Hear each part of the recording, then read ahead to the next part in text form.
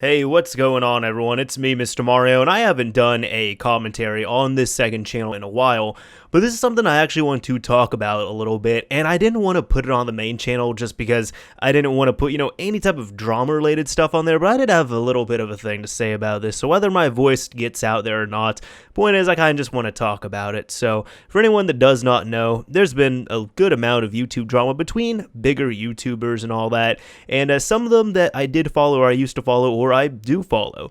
Now, it's mainly been with Leafy is Here from what I've seen, and I actually followed Leafy for quite a while. I was watching his videos like many others when he was still telling life stories before he went on a big trip to Europe and all that, and I saw him evolve into, doing the reaction type videos and all that stuff, and honestly, I actually unsubscribed to him recently, but funny enough, it was like 2 days before that Content Cop by iDubbbz came out, just because Leafy's videos were getting really stale. In fact, the last video I saw of his that I truly thought was pretty funny was his first Trisha Paytas video where he was like reacting to her 100 layers of cum video.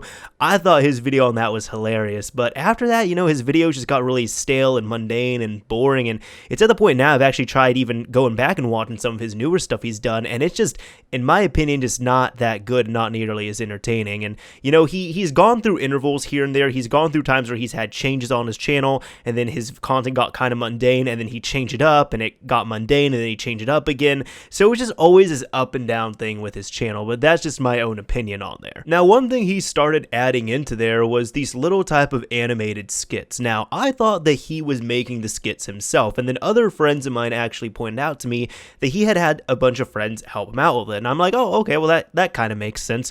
Well, recently there was a video by a YouTuber named Hey Watch Your Mouth who came out and said that he actually helped out Leafy with tons of his videos, with tons of his intros as well too. He never got credited properly for his intros. He never got proper shoutouts, even though Leafy said he was going to. And then what happened was Leafy ended up paying him $20. Now that's the number I keep hearing, and I watched Hey Watch Your Mouth's video on this, and here's the thing, I swear, I think I was just tired or something, but everyone's saying 20, I swear I heard 50.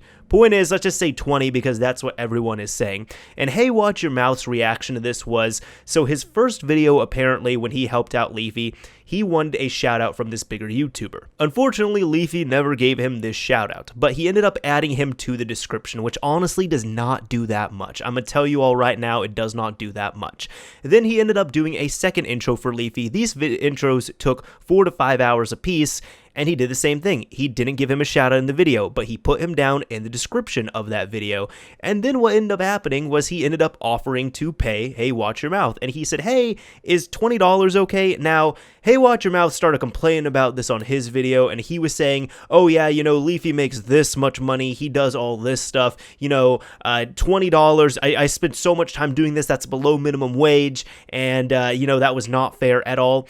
But this is where I actually majorly disagreed with it. Now, granted, I am going to say this, there's other things as well too that I'm not trying to sound like a Leafy fanboy here, and he was definitely in the wrong with many things, but I feel like this $20 thing that a lot of people are zeroing in on is really more of Hey Watch Your Mouth's fault. And this is the reason why I say this. What happened was Hey Watch Your Mouth and Leafy both had, I'm just going to call him Nick. Nick and Leafy both had a financial transaction that was going on. It was a transaction between a buyer and a seller. Now, regardless of what the monetary value is, what the monetary gain is, or of what the product is, what happens is there is an agreement between the buyer and the seller. Normally what happens is, let's say you go into a store, you are going to be a buyer. You're going to look for something. You see a product you want, the seller is offering a certain price on it. So you take that product, you pay the asking price on there, and you leave. That's it. You can negotiate, you can do different things, but point is, that's what's going to happen most of the time, whether you buy something on Amazon or buy something from Walmart. So that is how a transaction works at its core. A buyer has something that they want, a seller has something that the buyer ends up wanting, and they have an asking price on it. The buyer can then choose to agree to that price or not agree to it, and if they agree to the asking price, they will then purchase it. And the same thing happens with these services right here, in the case right here of these intros. Now, apparently what happened was Leafy had offered to pay, and Nick said, okay, sure. Leafy put out a very low number. Trust me, $20 for that is extremely low, but the issue right here is that at that point, Nick then accepted that offer, and now months later he's complaining about how low of an offer that is. Now, I find him completely at fault for that because, yes, you spent a lot of time, you spent a lot of effort on there, I'm not going to deny that, but to accept it at the time and say, okay, sure, that's fine, and then months later complain about it, that's your fault for underselling yourself, and that's for it in any other situation. Recently, I purchased a game from a shop called Silent Hill Origins. They were asking $30 for it, so I decided, that is a fair price. I got the game, I paid my $30, paid some tax on it, and I left. That should be the end of the transaction. Now imagine that store calling me 6 weeks later and saying, hey Danny, so listen, you ended up paying $30 for that Silent Hill Origins.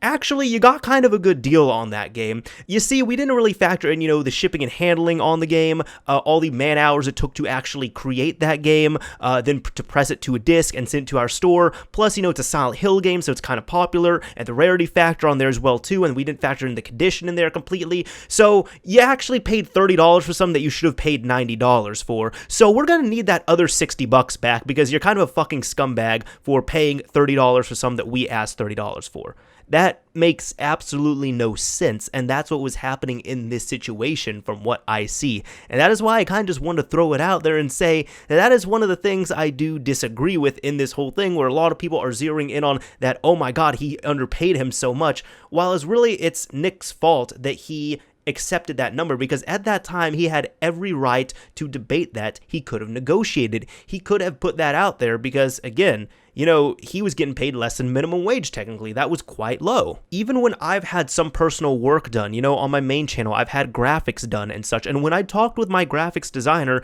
he threw out a range in numbers, and I threw him a price range. I said, well, he gave me his range, and I said, okay, this is all the work I'm seeing. I would like the rights to use this and monetize it on my videos and take ownership of it. If I pay you this much, is that fair?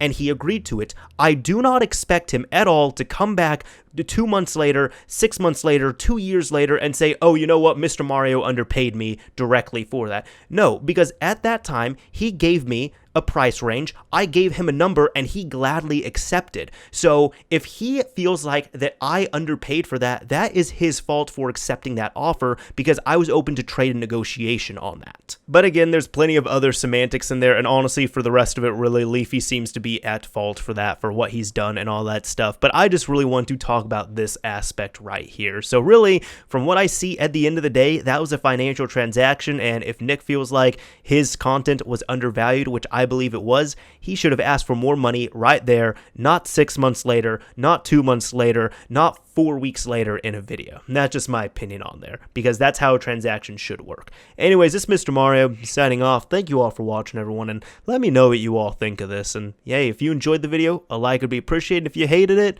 because I don't know, you hate all this stuff, a dislike's fine too.